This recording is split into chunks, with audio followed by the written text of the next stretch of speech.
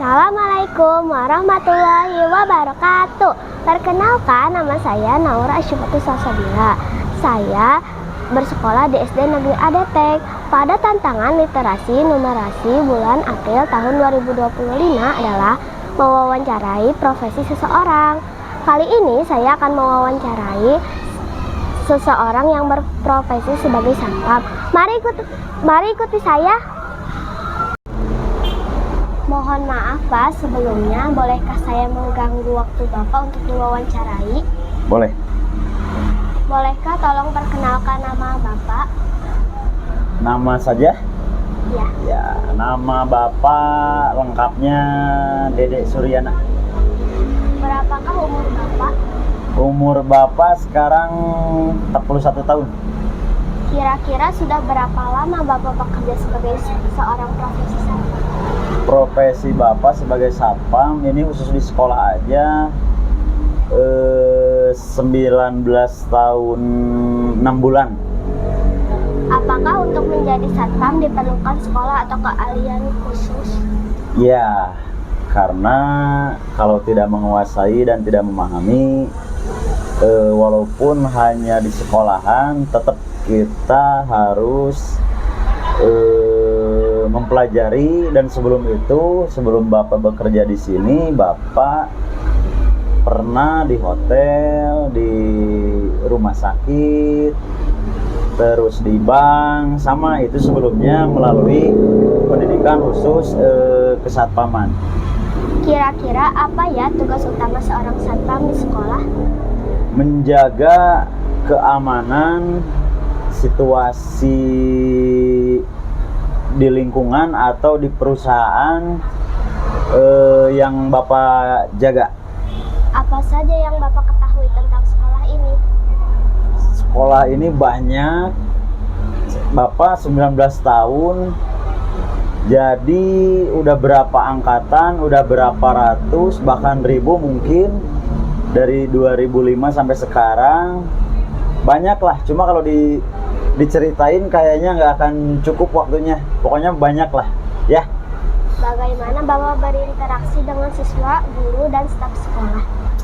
Berinteraksi sebetulnya kalau di sekolah itu sangat gampang. Menurut Bapak, kita ya tinggal menerapkan 5S kalau nggak salah. Senyum, sapa, salam, apalagi ya, 2 lagi. Ya pokoknya itu aja lah di sekolah itu. Jadi harus bisa tahu situasi anak-anak, tahu situasi orang tua, dan juga guru-guru. Karena tiap orang, tiap anak itu beda karakter. Seperti itu. Bagaimana cara Bapak memastikan keamanan siswa dan staf di sekolah? Gimana? Bagaimana cara Bapak memastikan keamanan siswa dan memastikan keamanan? Yang terpenting Bapak itu kalau kesini paling duluan. Walaupun di sini ada yang penjaga juga, tapi Bapak pasti di sini hadir paling pertama, pulang paling terakhir, itu saja. Apa yang akan Bapak lakukan jika terjadi keadaan darurat di sekolah, misalnya kebakaran atau kerusuhan? Nah, untuk mengantisipasi hal tersebut, yang terpenting Bapak adalah mengamankan siswa kalau dalam keadaan belajar. Kalau tidak dalam keadaan belajar, Bapak berarti larinya ke aset sekolah lah yang harus Bapak amankan. Lalu Bapak berkoordinasi dengan instansi atau dinas terkait untuk tindakan selanjutnya, seperti itu. Bisakah Bapak menceritakan pengalaman paling tak terlupakan selama menjadi satpam di sekolah?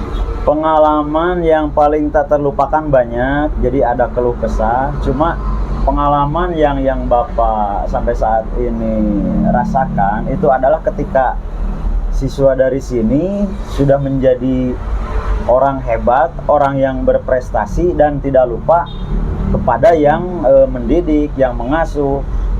Contohnya siswa dari sini ada yang sudah jadi dokter, ada yang sudah jadi polisi, ada yang sudah jadi TNI, ada yang di perkantoran. Ketika ketemu, Bapak sudah lupa nama dan lupa wajahnya, tapi mereka masih hafal ke Bapak Jadi tidak melupakan. Nah, itu pengalaman yang tidak akan terlupakan sampai kapan. Terima kasih untuk waktunya, Pak. Sehat-sehat selalu. Siap. Demikian wawancara saya dengan Pak Dede, Satpam di sekolah kami. Wassalamualaikum warahmatullahi wabarakatuh.